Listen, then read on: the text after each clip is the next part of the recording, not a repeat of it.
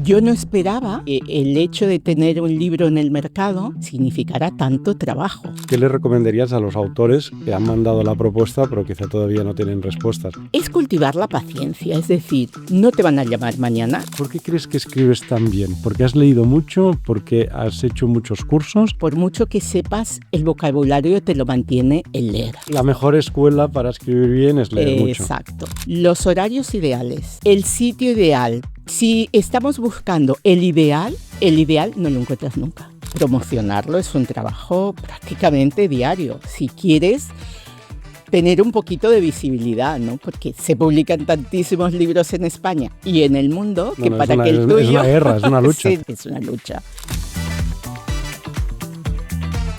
Hola, bienvenidos a un nuevo episodio de Conversaciones Mapea, un espacio en el que una vez al mes conversamos con un autor o autora de mi curso online Método Mapea.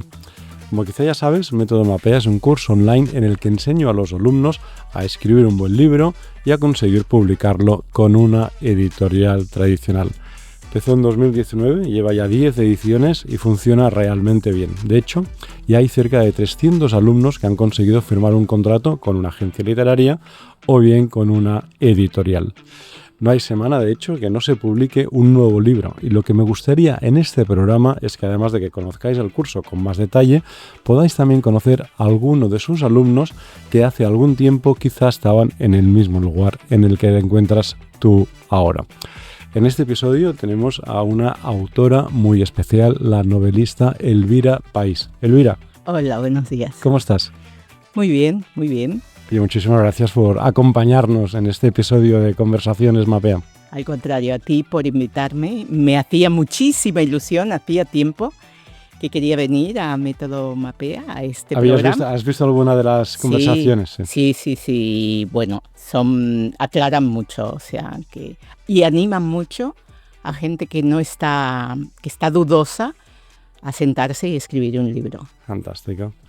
Elvira es la autora de esta novela Más allá del gran mar, que es una novela que se publicó ahora, dentro de poco hará un año, el 23 de abril del año pasado, y la ha publicado la editorial Posidonia, que es una editorial del grupo Sargantana. Son unos editores majísimos, Quique y Paz. Les mandamos un saludo a Quique y Paz, porque aparte de ser muy buenos profesionales, son también muy amigos y están en Valencia.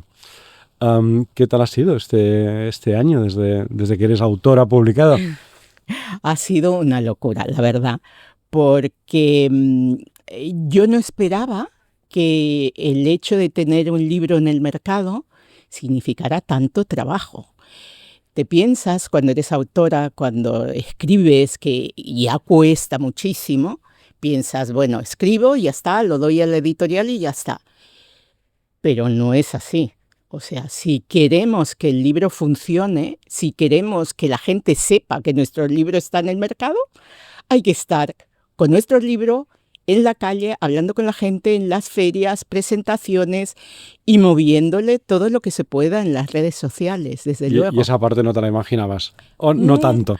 No tanto, sinceramente. Yo veía a los grandes autores, que son nuestras referencias, y veía que de tanto en tanto le hacen una entrevista y están en todos los sitios. Pero los autores noveles como yo, no es esto. El trabajo es mucho más profundo y además muy, muy organizado, digamos, ¿no? De decir, pues tengo que trabajar redes sociales, tengo que trabajar las presentaciones, tengo que trabajar las ferias y todo lo que se te ocurra. Sí, a mí me gusta siempre poner el símil del fútbol, ¿no? Entonces, como partido de fútbol. O sea, hay una primera parte y una segunda parte. Sí. Que la primera parte es escribir el libro, la segunda parte, que dura tanto como la primera parte, es promocionarlo, claro, darlo a conocer. Sí, o sea, es un trabajo, bueno, depende de lo que te haya costado escribir el libro, promocionarlo es un trabajo, pues, prácticamente diario. Si quieres tener un poquito de visibilidad, ¿no? Porque se publican tantísimos libros en España y en el mundo que que el tuyo... Es una guerra, es una lucha. Sí, es una lucha.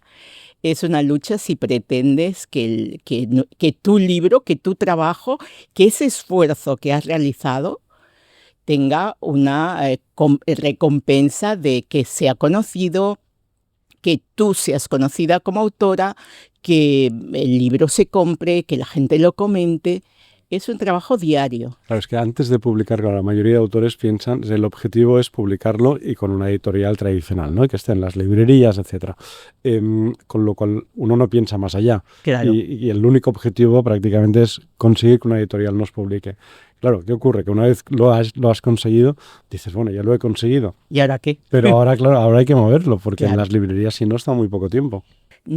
Es estar encima, y a mí todavía me falta una parte que es visitar librerías para que, bueno, hacer todo lo posible y lo imposible para que este libro tenga una cierta trascendencia. Pero bueno, pero lo haces muy bien, porque tienes una página web súper chula, tienes un blog, Sí. tienes un Instagram súper cuidado, eres un ejemplo para para todos los autores noveles que quieren empezar. Básicamente yo diría, mira cómo lo hace Elvira, porque Gracias. desde un punto de vista de presencia digital lo tienes muy bien organizado. Sí. Es decir, cuando una persona te quiere buscar, te quiere seguir, tiene todo ahí. La web es fantástica.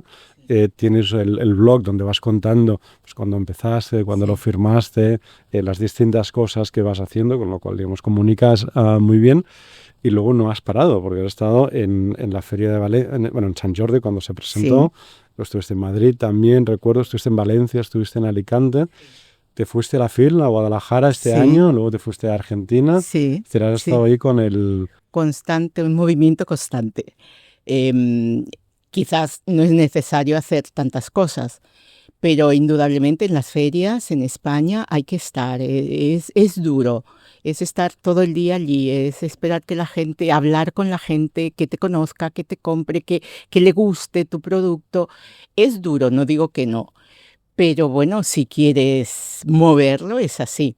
Yo me fui a Argentina porque parte de la historia, de la historia de mi libro, transcurre en Buenos Aires. Y entonces mi interés, de hecho, ahora en mayo voy a ir a la Feria de Buenos Aires. Mi interés es que allí tenga también una trascendencia, porque la historia ocurre allí. Y en la FIL no tenía ninguna expectativa, pero tenía muchísima ilusión de asistir. Y fue algo maravilloso.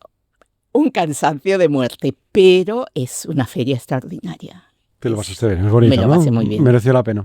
Mereció la pena. Me hacía mucha ilusión ir. Voy a ir otra vez, no lo sé, igual si tengo otra novela, sí, pero era mi ilusión ir a la FIL, y además una gente magnífica. El libro tuvo muy buena acogida, a mí me encantó. O sea, es una experiencia que hay que tener, que si se puede, vale la pena. Sí. Y ahora dices que te toca otra vez Buenos Aires. A Buenos Aires voy porque yo fui a hacer una presentación, pero ahora hay la Feria de Buenos Aires, que también es importante, y me interesa hacer todo un programa. De hecho, yo hice el curso Marketing para Escritores del método MAPEA, justamente para promocionar el libro, y qué es las herramientas que quiero emplear en Buenos Aires para tener una cobertura de prensa un poquito mayor, de prensa tradicional. A ver si lo consigo, me voy a aplicar a ello. Oye, empezando por el principio, que no hemos hablado poco todavía de la novela. No, yo cuando la leí y tuve ocasión de leerla, lo primero que me llamó la atención era que básicamente que escribes muy bien, está muy bien escrita. Yo te quería preguntar un poco aquello de en tu opinión, ¿qué viene antes? O mejor dicho, el huevo o la gallina, o mejor dicho, si el autor nace o se hace. En tu caso, porque en tu caso, por ejemplo, escribes muy bien y evidentemente eres una persona muy educada, eres doctora, tienes varios cursos, varias carreras, etcétera. También has leído mucho. Y también has hecho cursos, aparte de Mapea, estuviste en Fontetaja, hiciste un curso y tal. Pero eso por sí solo no explica que escribas tan bien. Es decir, en tu opinión personal, aquello más honesta, ¿por qué crees que escribes tan bien? ¿Porque has leído mucho? ¿Porque has hecho muchos cursos? ¿O porque tienes algo innato que no sabes muy bien de dónde te sale, pero vaya, te sale? Sinceramente no sé de dónde me sale, porque yo no era consciente de que escribía bien. Es indudable que he leído toda mi vida, que continúo leyendo sistemáticamente cada noche desde que hice un máster en escritura. Cada noche, 1 o 2 horas leo, porque no miro televisión, porque no me gusta, pero me acuesto a leer. Leyendo. ¿Y qué lees? Siempre, de todo. Todo tipo de No, géneros. todo, porque además a mí los libros me cansan y ahora pues leo ensayos, de repente estoy leyendo novela, de repente no leo fantasía. Todo lo que es, no he encontrado algo que me atraiga, excepto El Señor de los Anillos. Pero sí intento leer buena literatura para cultivarme, porque creo que por mucho que sepas, el vocabulario te lo mantiene el leer y el escribir. ¿Y la afición a la lectura de Elvira es desde pequeñita? De pequeña pero no a escribir, ¿eh? Yo no he tenido afición a escribir, pero a la lectura desde pequeña. ¿Y en qué momento te surgió la necesidad de poner la historia por escrito? A ver, yo soy periodista y como periodista he escrito, pero cosas, lo que escribimos los periodistas. Pero nunca se me ocurrió escribir una novela. Además, no pensaba que yo tenía capacidad para escribir una novela. Simplemente fue el hecho de que en pandemia no sabía qué hacer y yo necesito estar haciendo cosas constantemente e hice este máster en escritura y leí mucho. Y en el máster se nos obligó, era una de las condiciones, leer. Nos dieron una En el propio máster cantidad. os dijeron que Había que leer todo esto. la mejor escuela para escribir bien es leer mucho. Exacto. Y tuvimos unos profesores magníficos también, todos escritores y tal. Entonces, a ver, yo empecé allí y una de las condiciones del máster era escribir el primer capítulo de un proyecto literario. Y yo empecé con esta novela. Pero en ningún momento pensé que mi novela, en aquel momento, que mi novela llegaría a más. Porque el primer capítulo ya era esta historia o era... Era esta historia, era no exactamente como empieza aquí, pero era parte de esta historia de la que figura en el libro, sí. Sí, ya tenías la historia pequeñada antes de... Sí, porque cuando me dijeron que tenía que escribir una historia, pues ahí te viene la duda, ¿de qué escribo? Y entonces dices, bueno, pues vamos a empezar a pensar en qué. ¿Y esta era una historia que tenías de antes, que en algún momento habías pensado o se te ocurrió en aquel momento? A ver, siempre tienes cosas en la cabeza, experiencias personales, cosas vividas, cosas que no te han gustado, cosas que has disfrutado en tu vida personal, que dices, esto debería ir a un libro. Bueno, yo creo que todo el mundo decimos eso, pero nunca pensé que lo iba a escribir realmente. Pero al final me puse y pude construir una historia que tenía más o menos pies y cabeza. ¿Y en qué momento de este proceso, después del máster, empezar a escribir, te matriculaste a Método Mapea? Yo creo que yo no me acuerdo si fue a finales de 2020 o ya en 2021, porque una vez que yo más o menos tenía el libro pensado, tenía en la cabeza, bueno, quiero contar esta historia, la quiero construir y la quiero construir bien. Digo, ¿y después qué? Pues tener un manuscrito en el cajón no era una opción para mí. Entonces vi en internet, te vi a ti anunciando esto y dije, ¿qué será esto? Porque en internet se venden tantas cosas. Hay de todo, claro, por supuesto. A ver de qué va esta historia, ¿no? Y entré y empecé a investigar, a ver qué decías y tal. Dije, bueno, quizás sí que me sirva de algo para que una vez acabe el libro poder publicarlo. Y fue en este sentido que entré a Método Mapea, no sé si soy del 2 o del 3, bueno, del 3, ¿no? Porque fue, me parece, en 2021, bueno, y bueno, sí me sirvió. Si no hubiera sido si no hubiera sido por el Método Mapea, no sé si hubiera publicado, porque es una cosa complicadísima. ¿En qué sentido crees que te sirvió? Primero, me instruyó de cómo funciona el mundo editorial, porque no es, o sea, lo desconocemos, el común de los mortales no conocemos este sector y tiene su intríngulis. Sí, es complicado. Hay muchas es complicadillo. Cosas. Y entonces el hecho de que en el método Mapea se nos dijera el mundo editorial va por aquí, las editoriales tradicionales van por allá, cómo tienes que presentar tu oferta para que una editorial te haga caso. Para mí era como un misterio de decir algo inalcanzable. No, o sea, ¿quién me van a hacer a mí caso una editorial? No soy nadie, no me conocen, no sé nada. Es mi primer libro. Pero claro, al tener una metodología que te dijera lo que hay que hacer, que si la carta de presentación, que si el briefing, el cuidado muy exquisito de tu novela, que no tenga faltas, que esté bien estructurada, todo eso para mí fue la luz. No, porque te permite ir más segura, ¿no?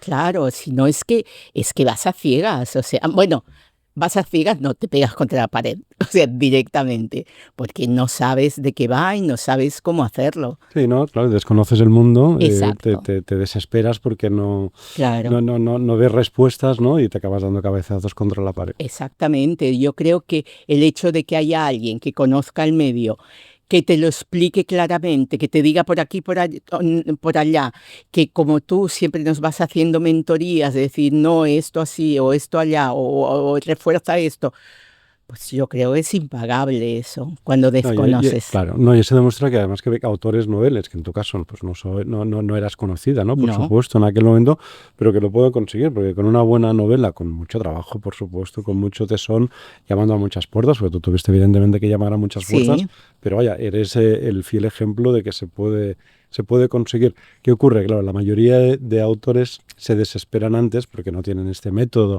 o esta guía.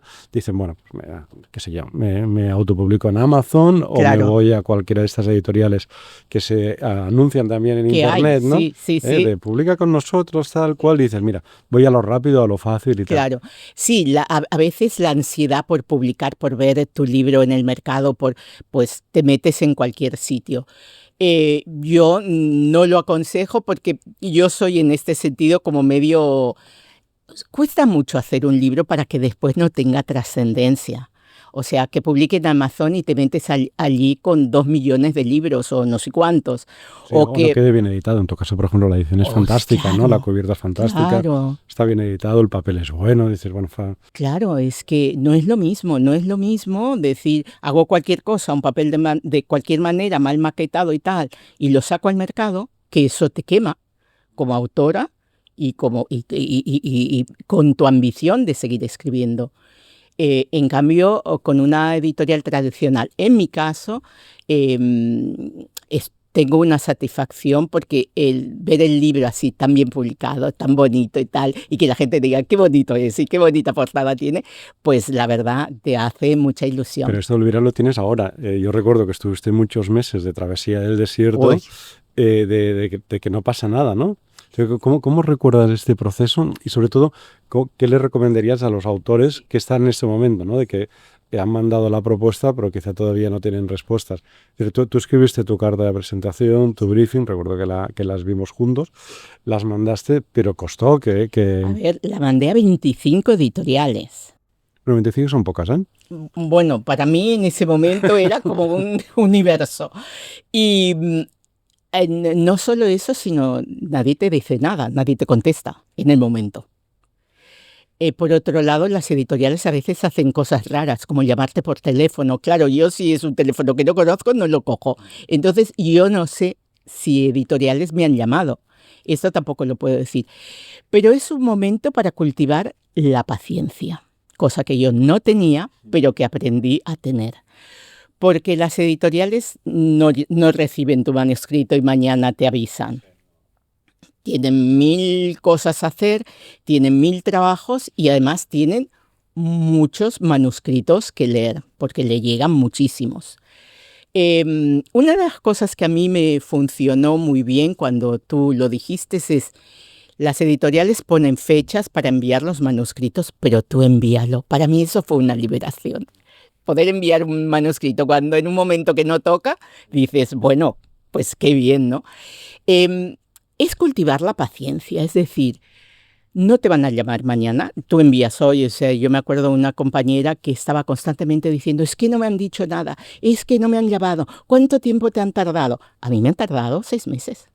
Sí, que es lo que tardan, sí, Claro. sí. Y una vez que te tardan 6 meses, que te firmas el contrato y todo, otros 4 o 5 meses Hasta que más no hasta que se... ves el libro en la calle.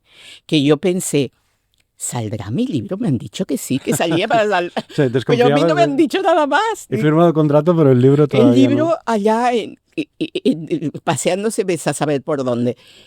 Y lo recibí el 23 de abril, cuando estaba sentada en la mesa de San Jordi. Para firmar. O sea, que la abriste y viste el primer ejemplar. Abrí y vi ahí, el primer ejemplar. Ahí sentada en la mesa de San Jordi. Exacto, exacto. O sea, es una cuestión, si tú sabes que has hecho un buen trabajo, si una editorial te ha dicho, de acuerdo, o no te lo ha dicho todavía, pero tú has hecho un buen trabajo, has hecho una buena carta, has hecho un buen briefing y estás seguro, alguna editorial te va a contestar, pero has de tener la paciencia de la espera. La cuestión es cómo gestionas estos meses de espera para no estar todo el día mirando el mail como un obseso, ¿no? Que es lo que te pide el cuerpo. Lo que te pide el cuerpo. Claro. Una de dos, o tienes otro trabajo, o tienes otro proyecto en tu cabeza, o te olvidas.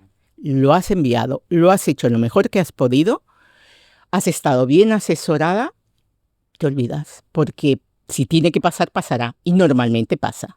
Sí, bueno, sí, no, por supuesto, no se has hecho buen trabajo, tarde o temprano acaba pasando. Bueno, de hecho, todos los compañeros de Mapea son un ejemplo. Sí. Pero claro, estos meses son muy duros. Son terroríficos. Yo siempre recomiendo ponte con otra novela. Claro. O sea, tienes que estar entretenido o entretenida con algo para sí. no estar con la obsesión de me contestan o no me contestan. Sí, sí, es indudable. El hecho de tener la cabeza ocupada en otra cosa o en otro proyecto, la verdad que va muy bien, para no obsesionarte con la espera.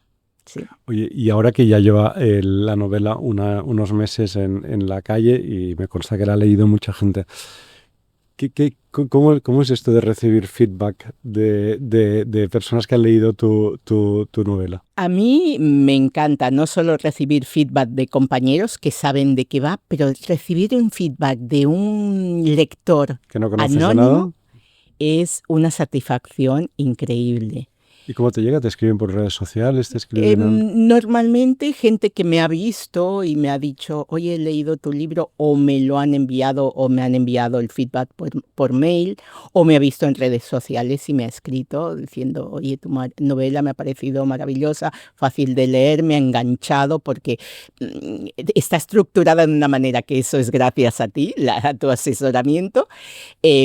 Que la gente acaba un capítulo y claro, quiere saber qué pasa con el capítulo que ha dejado 2 capítulos atrás y bueno, queda ahí enganchada. Hay gente que me ha dicho, me lo he leído en 3 días. Sí. Hay gente que me ha dicho, me lo he leído en una semana. Hay gente que me ha dicho, no lo he podido dejar hasta acabarlo.